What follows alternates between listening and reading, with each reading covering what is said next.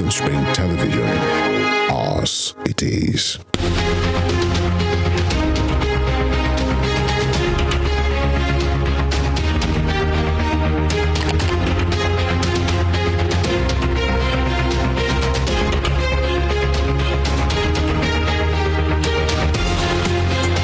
Good evening and welcome to Spring Global on Western Spring Television. Now the headlines.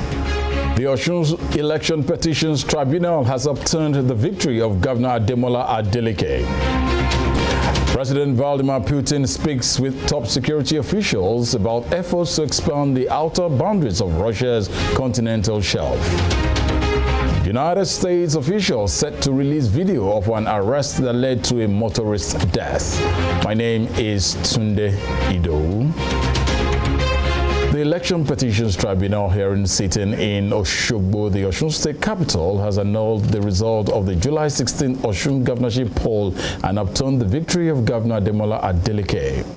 While delivering a 2-1 majority decision, Tribunal Chairman Justice Tetsey Kume declared that the Independent National Electoral Commission did not comply substantially with the Constitution and the provisions of the Electoral Act. He subsequently deducted the overvoting observed from the votes scored by candidates and declared that Mr. Adigboyega Oyetola won the election, having polled 314,931, while Governor Adeleke's score came down to 290,266. Emmanuel Ojuadugele has the rest of the story.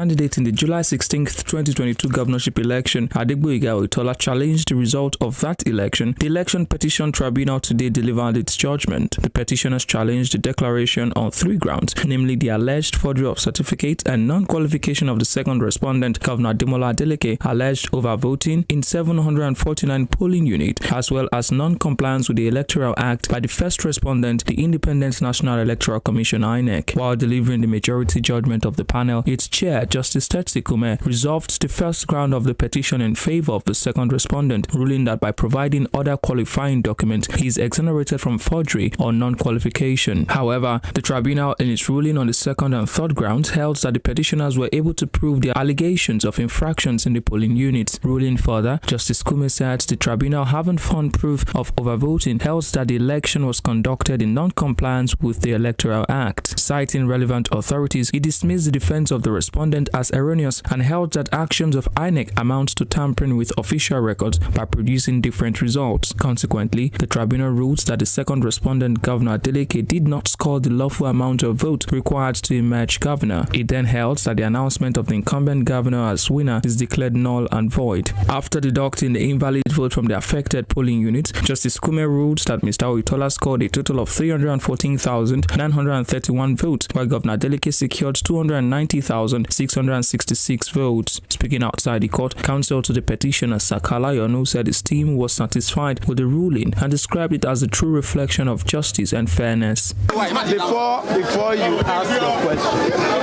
I will repeat in summary what I said inside. All praises to Almighty Allah for seeing us through. He's the one that brings success or otherwise. We thank him for the journey so far.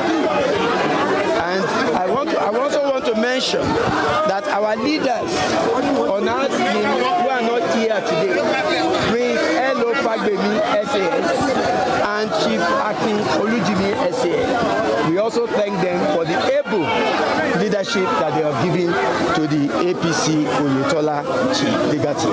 Thank you. And we thank all our colleagues too, the soldiers, the legal soldiers, the ones that are the outer bar, who did a lot of the sleepless nights of work that they have done. We recognize them and we thank all of them as well. On the other hand, counsel to the third respondent, People's Democratic Party (PDP), Nathaniel Oke, rejected the majority judgment of the tribunal, adding that his party aligned perfectly with the position of the minority judgment. The minority judgment it may not really be the judgment of the court, but we are in total agreement with the position of the minority judgment as delivered.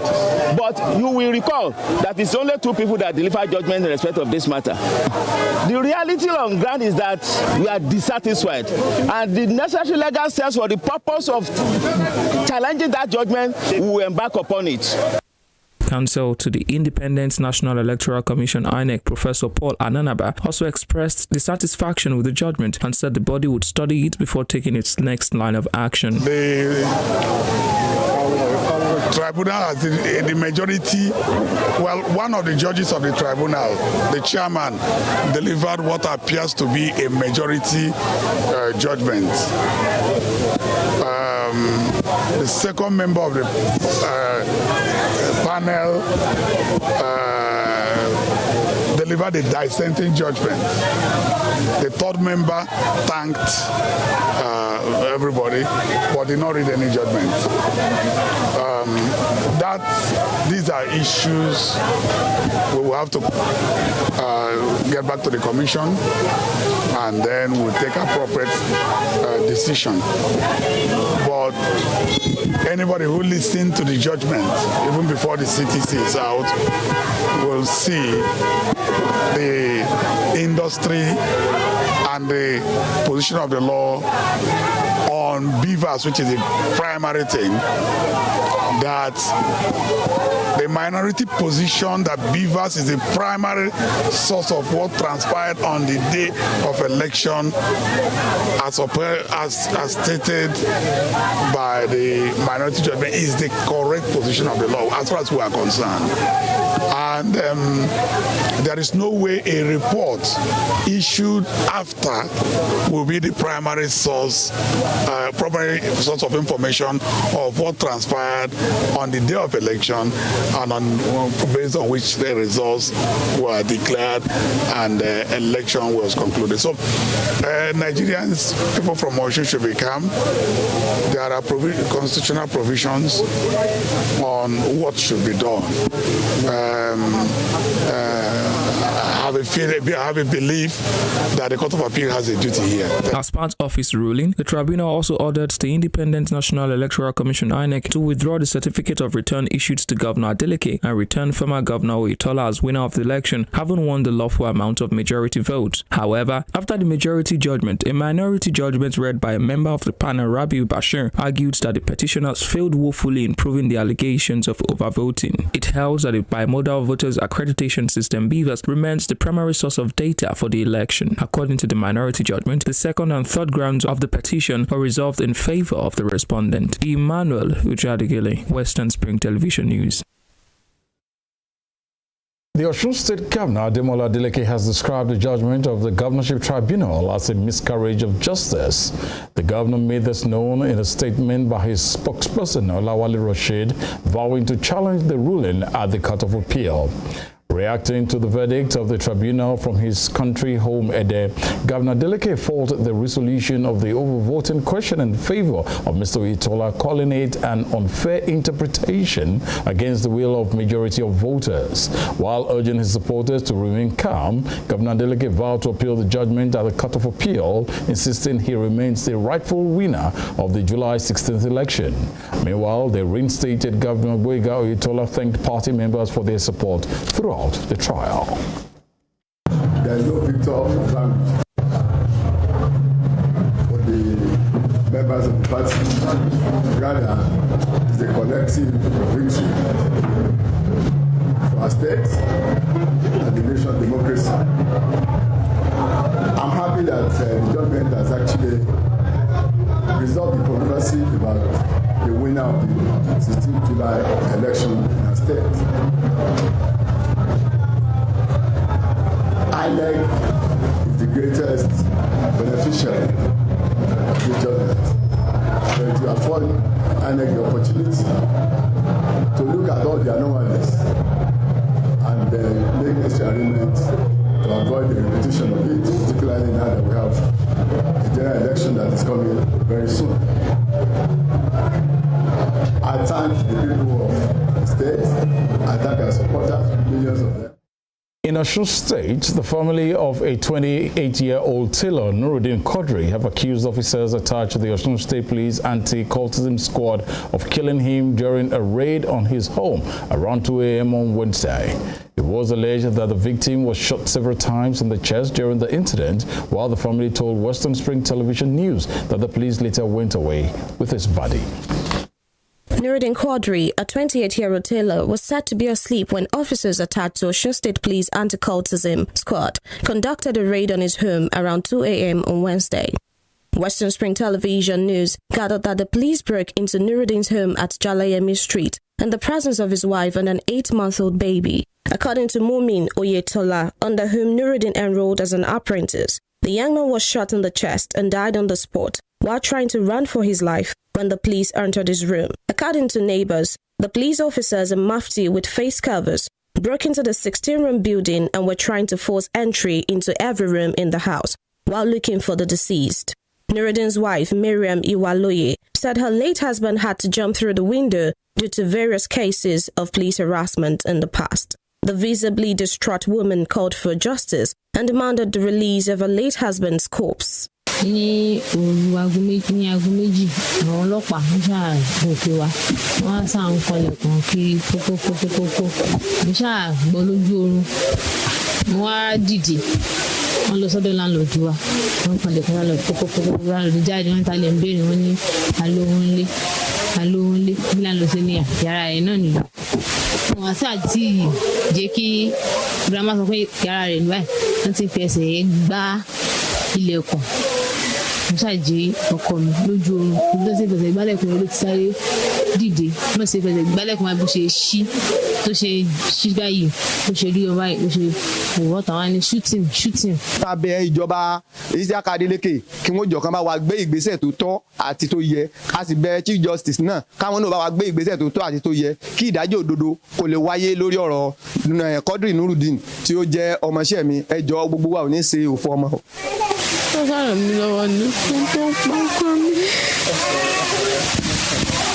Nuruddin's landlady, who identified herself as Mrs. Rashidat Ajibola, said the officers broke the entrance door and were forcing entry into every room, adding that they left the scene after the shootings but came back later to carry the corpse. Mrs. Ajibola described the deceased as an easygoing young man who had lived in the house for the past 3 years. ìbọn báyìí tí a pè ní fáyà bó ṣe fò níbẹ̀ yẹn nìyẹn pavement kan sì wà níbẹ̀ yẹn ibẹ̀ ló bọ́ sí mo á rò pé bó ṣe bọ́ síbẹ̀ kó mọ̀ sọ̀kalẹ̀ lọ bí wọ́n ṣe pàdé rẹ̀ ní iṣẹ́ tó yẹ kí wọ́n fi mú lọ́wọ́ wọ́n kàn gbébọn fún ní igbá àyà ni bí wọ́n ṣe wá gbébọn fún ní igbá àyà ó ṣàjàporó ibẹ̀ yẹn ni wọ́n ti fún ní ìbọn ọ̀tá àbọ̀gàn káyé pé window níbẹ̀ yẹn kò sí blẹ̀tì yẹn ò bá tún wọlé lọ pa ẹlòmíràn nínú ilé tó ró bu àgànná so gbà wọ́n wá tún mú dé ibi ẹgbẹ́ convert níbi kọ́tà bẹ́ẹ̀ yẹn ibẹ̀ mo ṣá rò pé ó ṣubú sí gbà wọ́n wá wò pé kò tún lọ wọ́n tún fún ní ìbọn míì láyà ó ṣàjẹ́ ọ̀nà méjì tí wọ́n ti fi níbọn wọ́n dẹ̀ dúró títí tó fi kú. However, while confirming that there was a police raid on the building on the said day, police spokesperson in Osun State, Yemisi Okpalala, insisted that the victim was an armed robber. While speaking on Frank Talk, a Rave FM news interview program, SP Okpalala refused to confirm if the deceased was killed by the police officers who conducted the raid.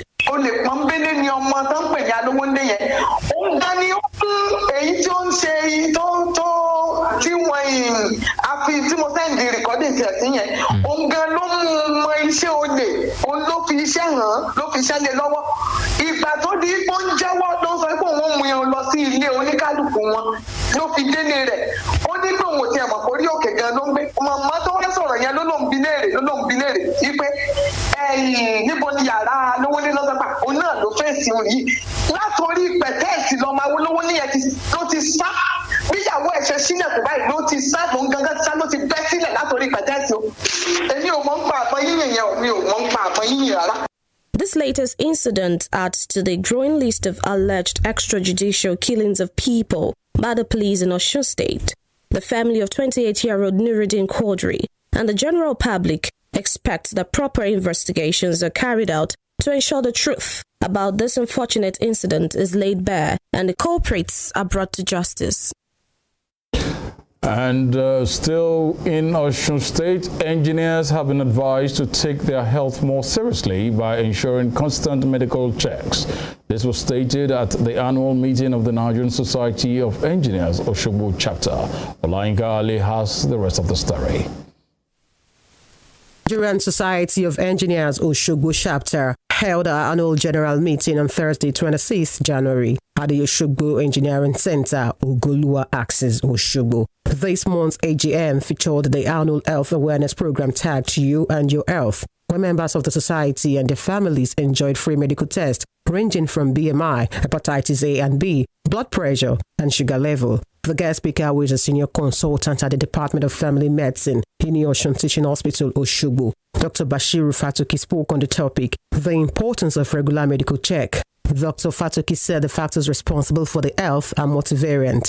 However, he mentioned the three major factors that can affect one's health, which are environmental, genetic, and lifestyle factors. He urged the engineers to eat well, exercise regularly, and visit the hospital regularly for checkup. Multivariant, but there are three major factors that can affect our health. One of the first factors is our lifestyle. That lifestyle is the way we live our life. That's the way we live our day-to-day activities. And that factor is the environmental factor. Then the other factor is also the genetic factor. We, as human beings, we have direct control on the first factor, which is the lifestyle. Then the other factors, the environmental and also the genetic factor, we have less control over that. So those are the factors that are affected. Chairman of the Oshogbo chapter of NSC, Engineer Abdulwasiu Idowu, stated that it is important for engineers to prioritize their health and go for regular checkup. We usually have it our first meeting of the year. That is the January meeting of every year. We call it You and Your Health. We have discovered that engineers are so engaged in their activities that they don't usually find time to check on their health status. So they are so engaged, so busy, and if you look at it, the job and the calling of an engineer is tasking, physically, mentally. So, and the nature of our work requires that we have constant medical checkup. But ironically, engineers hardly have time to even eat sometimes, not to take care of checking their status. So that's why we have made it an annual event that at the beginning of every year we sensitize them on the importance of checking their status. Particularly this year's topic is the importance of regular medical checks. Engineers are the ones who apply science and their knowledge into real life that help to improve technology and make great contribution to the society. Olayinka Ali, Western Spring Television News.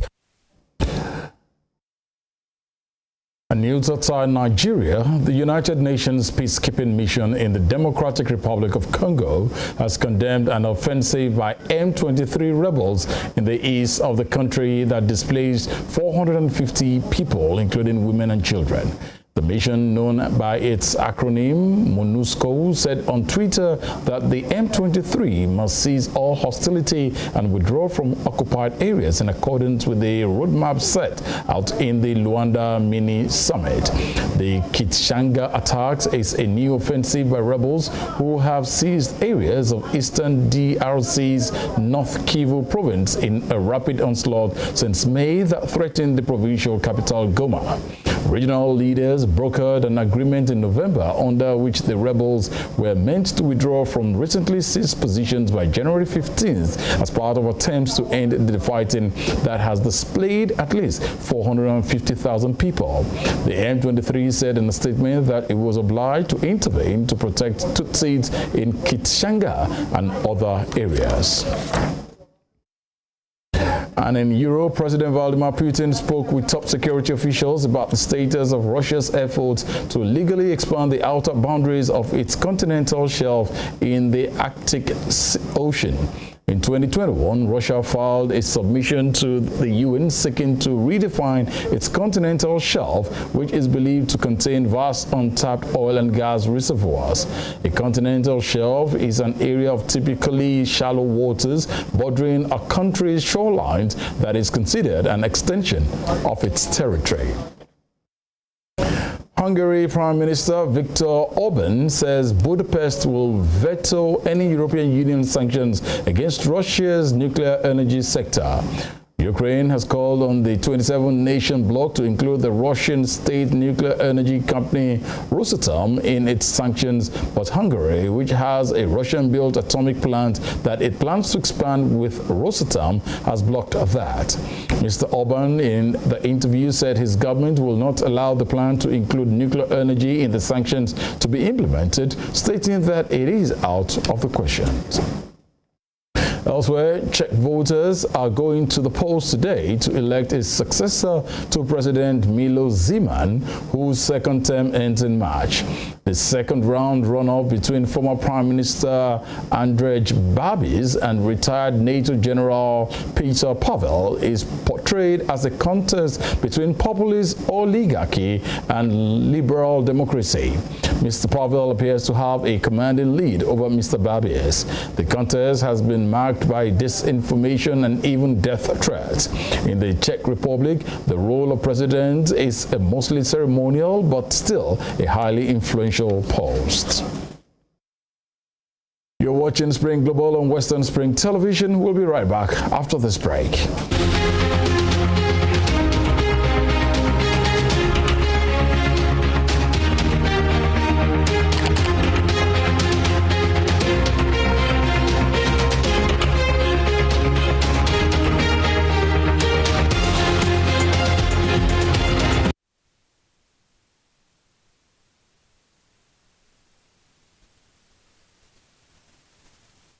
Thank you for staying with us. Going to the United States, President Joe Biden is urging protests in Tennessee to remain peaceful as officials plan to release video of an arrest that led to a motorist death. 5 Memphis police officers have been fired and are facing murder charges after 29-year-old Tyree Nichols died 3 days after a traffic stop on the 7th of January. Body cam footage of the encounter is expected to be made public later today. Lawyers for the Nichols family said it will show him being severely beaten. After reviewing the footage, Tennessee Bureau of Investigation Director David Rosage described the officers' actions as absolutely appalling. Mr. Rosage said he was shocked and sickened by what he saw on the appalling body cam footage. The city of Memphis is reported to be on edge, and police have stepped up patrols there as they prepare for possible demonstrations. Let me be clear. What happened here does not at all reflect proper policing. This was wrong. This was criminal. The depth and breadth of the charges announced today speaks to the deliberate and thorough investigation that this case has received. And our work is not finished. We continue to pursue every lead. Justice demands it. And our agency exists so that guilt shall not escape, nor innocence suffer. And in business news, the United Kingdom Chancellor Jeremy Hunt has warned it is unlikely that there will be room for any significant tax cuts in the budget. The Chancellor has been under pressure recently from some of his party to cut taxes to stimulate the UK economy. But Mr. Hunt said that a pledge to halve the rate of inflation is the best tax cut right now, admitting that the UK was going through a difficult patch. Mr. Hunt set out a plan to help lift the UK's economic growth, adding that government plan is for the UK to be one of the biggest economy in Europe. Confidence in the future, though, starts with honesty about the present. So we want to be one of the most prosperous countries in Europe, and today I want to set out our plan to address those issues. That plan, our plan for growth, is necessitated, energised, and made possible by Brexit. The desire to move to a high-wage, high-skill economy is one that's shared on all sides of that debate. And we need to make Brexit a catalyst for the bold choices that will take advantage of the nimbleness and flexibilities that it makes possible. And in the world of sports, 9-time champion Novak Djokovic beat Tommy Paul to set up an Australian Open final against Stefanos Tsitsipas. Serbia's Djokovic overcame a wobble in the opening set to re-establish his authority and earn a 7-5, 6-1, 6-2 victory over the American. Speaking after the game, Djokovic thanked his family and his coaching staff for their support. Meanwhile, Greek third seed Tsitsipas has another chance to land his first Grand Slam title after beating Russian Karen Khachanov. Tsitsipas lost to Djokovic in the 2021 French Open final and now has the opportunity to avenge that defeat in his first appearance in the Australian Open showpiece. What can I say? I'm super blessed and grateful. That's all I can say. I'm really trying to marvel and cherish every moment. I know that without my family, without my team, things wouldn't be possible. Obviously, you're by yourself. It's an individual sport, so all eyes are on you. You're by yourself on the court. You take the responsibility. You take the credit as well. But I think we have to give credit where credit is due, and that's the team that day in, day out lives with me through my good and bad moments, and I thank them for their support, and this is their success as much as it is mine.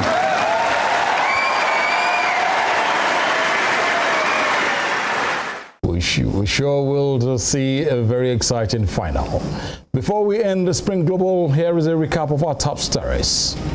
The Election Petitions Tribunal hearing sitting in Oshogbo, the Osun State capital, has annulled the result of the July 16th Osun governorship poll and obtained the victory of Governor Ademola Adeleke.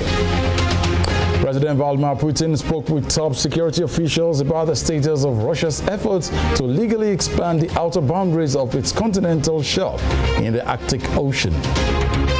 And President Joe Biden is urging protests in Tennessee to remain peaceful as officials plan to release video of an arrest that led to a motorist death.